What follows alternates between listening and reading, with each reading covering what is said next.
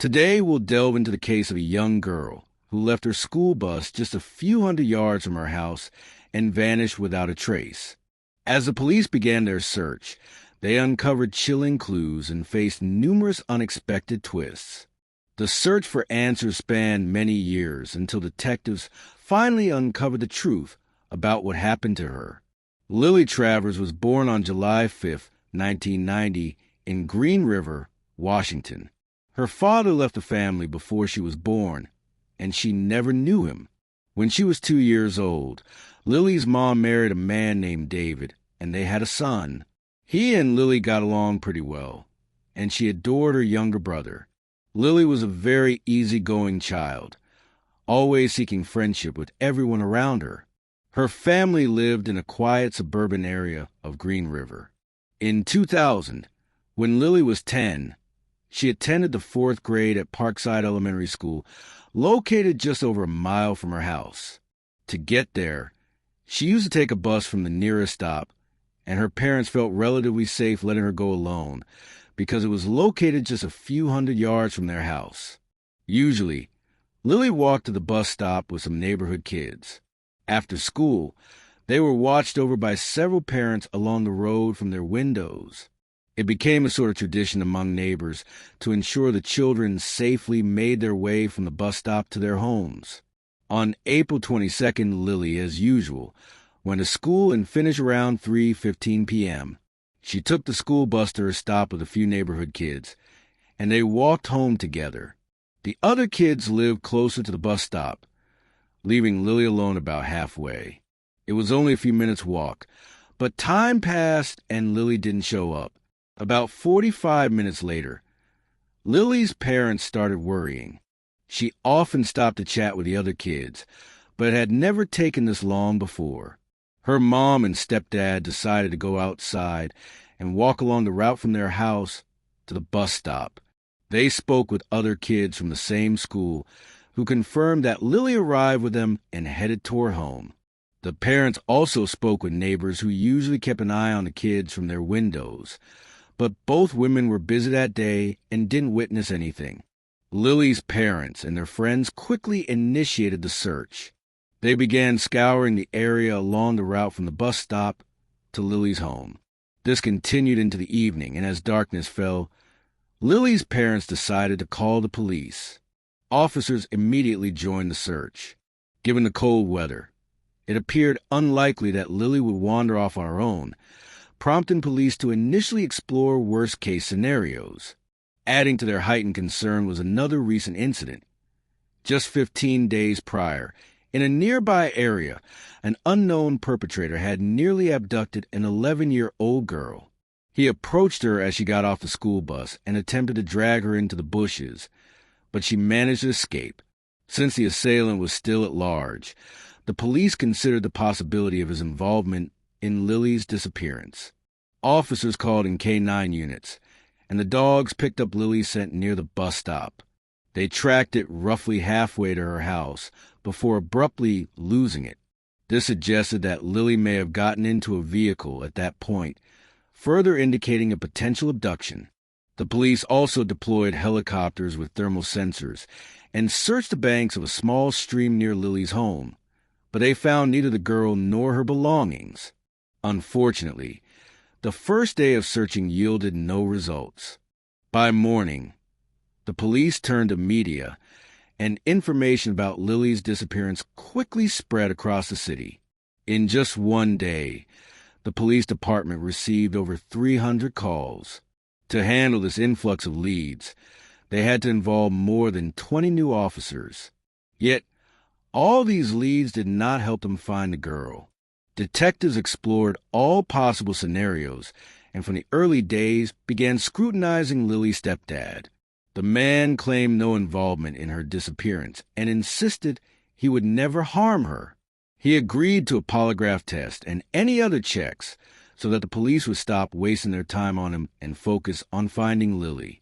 Investigators also located Lily's biological father, and here they discovered something weird. The man had never interacted with his daughter, but according to her mother, he had driven past their house several times, watching Lily play outside. Detectives found this suspicious, but the man had an airtight alibi. On the third day, the FBI joined the case, and the police department shifted even more officers to it. They all understood that something terrible must have happened to Lily. She just couldn't have survived on the streets in such cold weather. At one point, the police received a lead about a possible suspect. Someone reported a strange man slowly driving a blue sedan in Lily's neighborhood.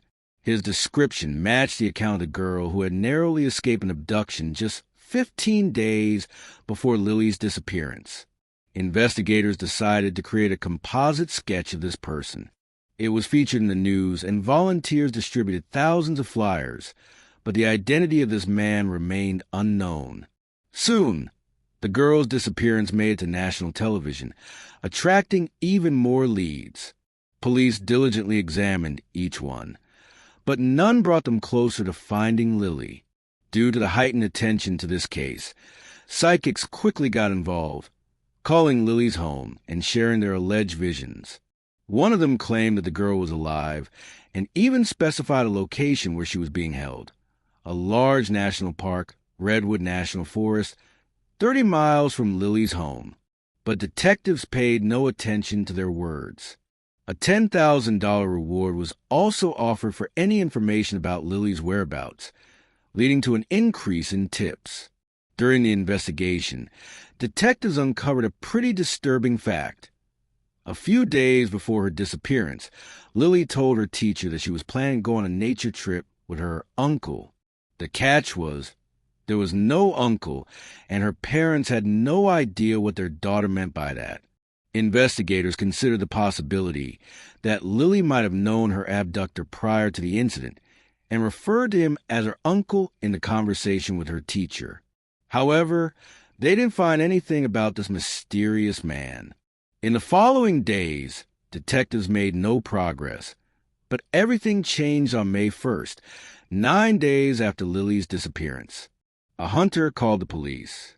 He had arrived at the national park and spotted a human body in the woods. Upon arrival at the location, the police were confronted with a horrifying scene. There was a body of a girl tied to a tree, missing any clothes, and her head was entirely wrapped in tape except for her nose. Her hands were also bound with handcuffs. Near the site, there was a bag with items which helped the police immediately realize they had found Lily's body. Her belongings, including notebooks with her name, were in the bag. The body was handed over to medical examiners, revealing even more shocking details.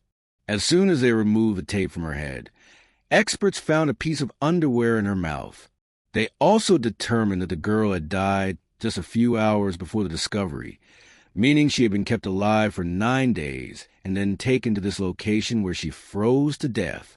Experts had concluded that the victim had suffered numerous injuries and had been sexually assaulted. Forensic analysts carefully examined all items found at the crime scene and managed to find a fingerprint on the tape used to wrap Lily's head. They tried to find matches in the database and among several suspects, but it led to no leads. After the discovery of the body, the police dedicated even more resources to the investigation. Local residents were shocked by such cruelty and fear for their children, escorting them everywhere, meeting them at bus stops, and not letting them out of their sight for a moment. Just a few days after Lily's discovery, their concerns heightened even further. On May 5th, a 10-year-old girl named Maya Jenkins disappeared. She lived in another town, Willowbrook, only 12 miles from Lily's house. Maya had asked her mother if she could visit her friends who lived just a few hundred yards away, but she had never reached their house. Maya vanished on the way, and the police couldn't locate her. Detectives began to fear that they might have a serial killer on their hands. They didn't rule out the possibility that the same person was behind both abductions, but they had no evidence supporting this theory. 14 days later, Maya's body was found in Green River. She was wrapped in 2 bed sheets and covered with a pink curtain, with the cause of death being multiple severe blows to the head. Detectives couldn't find any clues that would lead them to the killer. Moreover, They started to doubt that the same person who killed Maya was responsible for Lily's death. The nature of these crimes was noticeably different, leading them to consider the possibility of dealing with two different murderers in the same month. Detectives identified the man who had attempted to abduct a girl a few days before Lily's disappearance. He turned out to be 37-year-old Gary, who often came to Green River for work. He was immediately checked for involvement in the two murders, but the man had a solid alibi. He wasn't in the city during the disappearances of Lily and Maya, although during the investigation, he admitted to assaulting 4 other girls and eventually received a 5-year prison sentence. In June of the following year, detectives had a breakthrough. When they discovered Maya's body, tire tracks were found nearby. Their photos were handed over to experts who determined that the tracks were left by a pickup truck widely used by a popular car rental company. Armed with this information, detectives interviewed residents in Maya's neighborhood, asking if anyone had seen a pickup from this company. Given that these vehicles were covered with vibrant brand logos that were easily distinguishable from others, the detectives got lucky.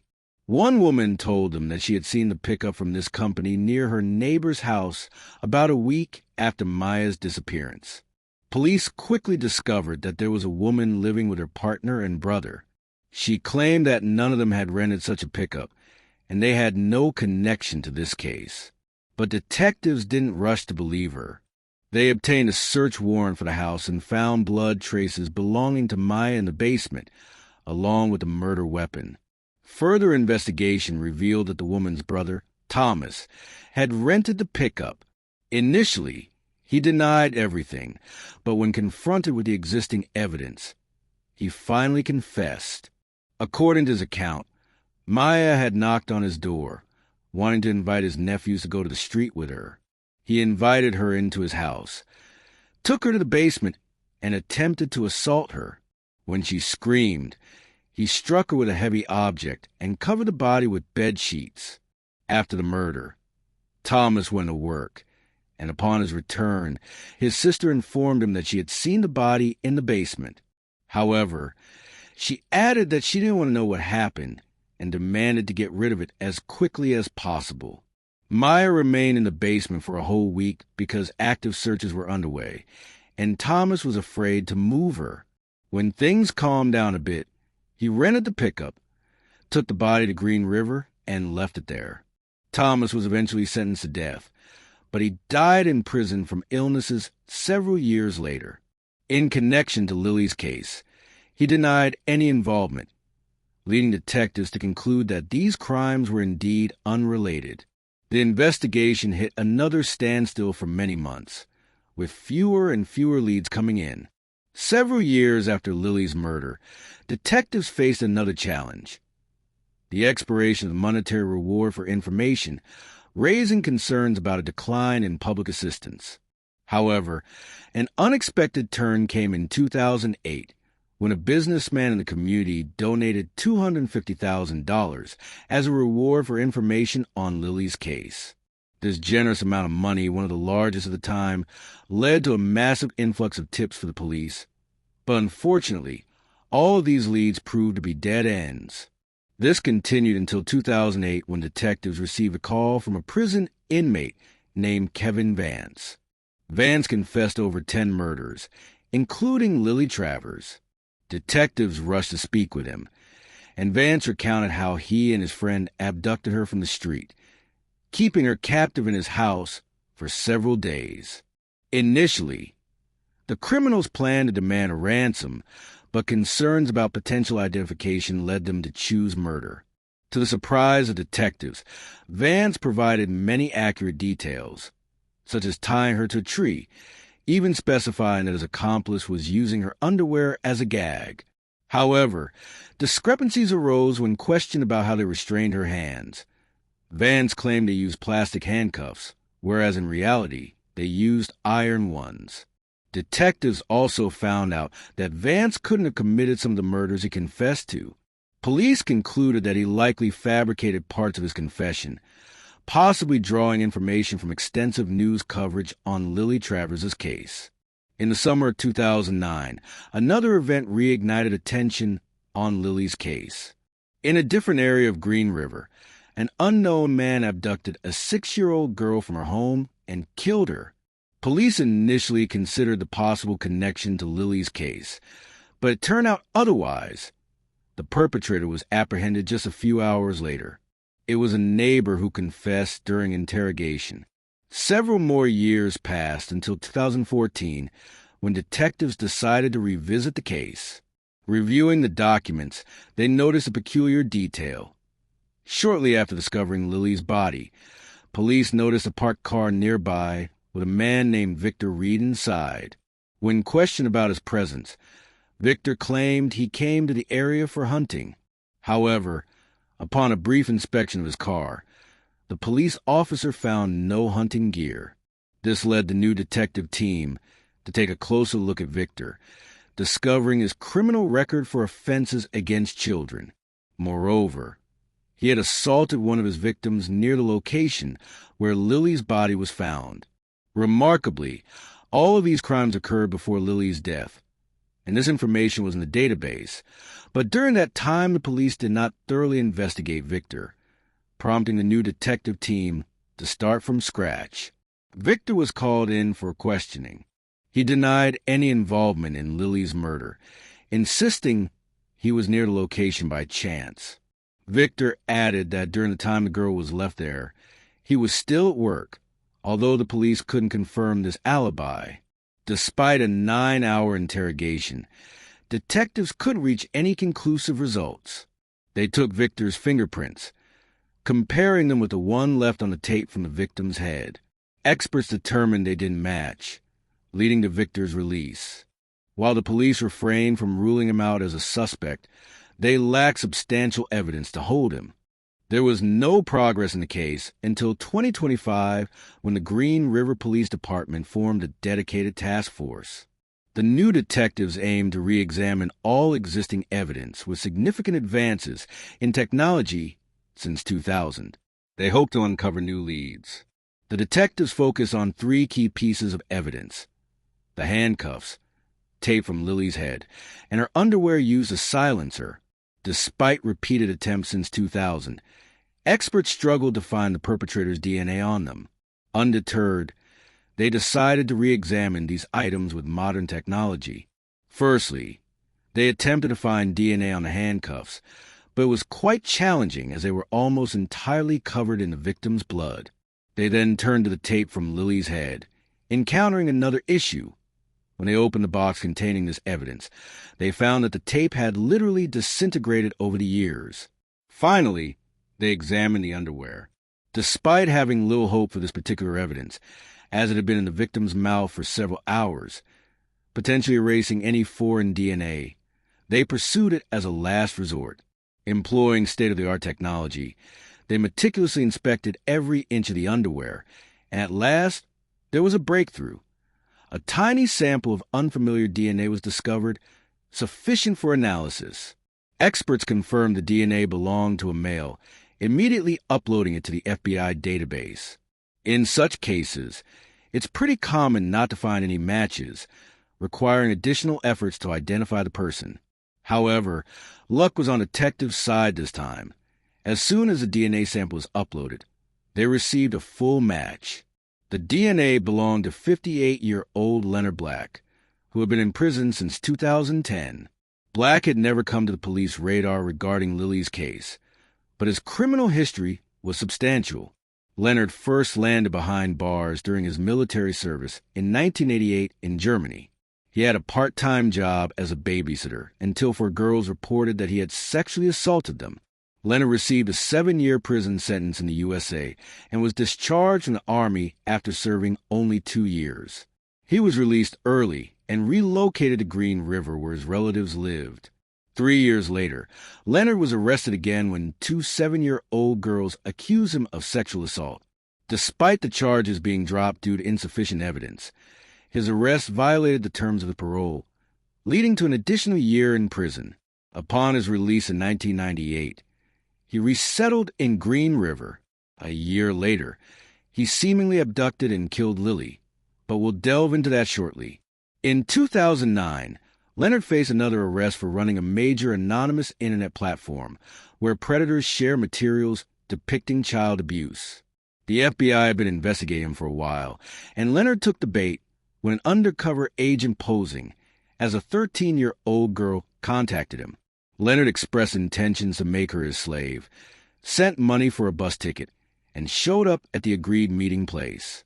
Instead of a girl, Leonard encountered armed FBI agents, resulting in his arrest. On his computer, they discovered 50,000 photos of child abuse, along with evidence that he was a mastermind behind the perverse platform. This information led to the arrest of 70 more individuals associated with the site, marking one of the country's largest operations against predators.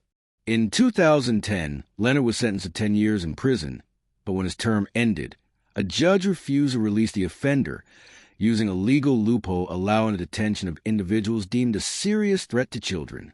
As a result, he remained behind bars, and in 2026, his DNA matched a sample from Lily Travers' case. Detectives went to prison to speak with him. However, Leonard denied his involvement and promptly asked for a lawyer. The police recognized that the man had little chance of winning the case in court, given the presence of his DNA, but they decided to try something else. Investigators reached out to Leonard's lawyer, stating they would seek the death penalty for Lily's murder. However, if the perpetrator confessed, the prosecution would abandon the death penalty in favor of a life sentence. Apparently aware that he would likely lose the case, Leonard agreed to the deal. Detectives returned to prison where he provided his version of events. It's worth noting that some parts of his story sounded outright implausible, but the crucial thing for investigators was a confession to the murder. Leonard claimed that on April 22, 2000, he was driving through the area where his mother and sister lived. His car stalled in the middle of the road, and while he was trying to figure out what was wrong with it, a school bus pulled up and several kids got off. They all went into their houses, except for one girl, Lily. According to Leonard, when she approached him, they had a brief chat, and he noticed she looked freezing. He offered her a ride in his car, and as he claimed, she agreed. He then took Lily to the burger barn, fed her, and brought her to his home, where he sexually assaulted her for several days. After some time, he decided to get rid of Lily, took her to the location where her body would later be found, and tied her to a tree. Allegedly, she was still alive at that moment. Detectives doubted the truthfulness of certain parts of the story. Lily clearly couldn't agree to go anywhere with a stranger, especially considering she only had a short distance to walk home. Investigators also questioned the car breakdown in Leonard's story. He claimed the car stalled, but as soon as Lily approached the car, it surprisingly started again. More likely, the perpetrator noticed Lily and immediately decided to abduct her. He could have lured her into the car with some lies or even threats. It appeared much more realistic than Leonard's version. Nevertheless, detectives obtained what they needed: the confession to the murder. In September 2027, he appeared before a judge who sentenced him to life imprisonment without the possibility of parole. Unfortunately, Lily's mother did not live to see this moment. She passed away from cancer in 2023. Her husband, David, told reporters that Leonard should have been tried for 2 murders because he held him responsible for his wife's death. After losing her daughter, she lost all interest in life and essentially died. As for Leonard, his story didn't end with a verdict. The prosecutor wanted to review the case of sexual abuse involving 2 7-year-old girls for which the offender faced no consequences, serving just a year in prison for a parole violation. Police reached out to one of his victims, now an adult, asking her to testify against Leonard. The man, already destined to spend the rest of his life behind bars, admitted his guilt, and he was sentenced to an additional 10 years in prison. After the sentence was announced, his victim spoke in court. She expressed that despite Leonard's heinous crime, she would lead a happy and fulfilling life while he rightly fades away in prison.